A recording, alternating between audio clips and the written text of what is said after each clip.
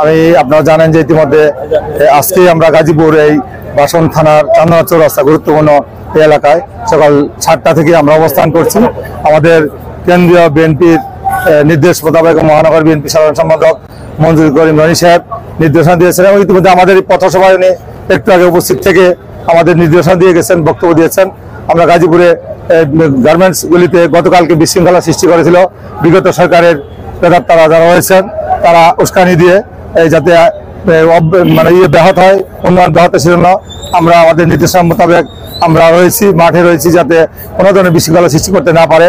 Garments যেন সুন্দর মতো চলে, এদেশের মানুষ যেন সুন্দর মতো দুর্মতো ভাত খেতে পারে এবং তারা চলতে পারে, সেই জন্য আমরা মাঠে রয়েছি। ইনশাল্লাহ আজকে সন্ধ্যা 6টা পর্যন্ত আমরা বাসন থানার সকল ওয়ার্ডে, সকল মিল কারখানায় আশেপাশে আমরা অবস্থান করব, যাতে যদি কোনো সমস্যার সৃষ্টি হয় আমরা ইনশাল্লাহ তাদেরকে সহযোগিতা করবো। ইসলাম মনির, সাধারণ সম্পাদক, বাসন থানা বিএনপি।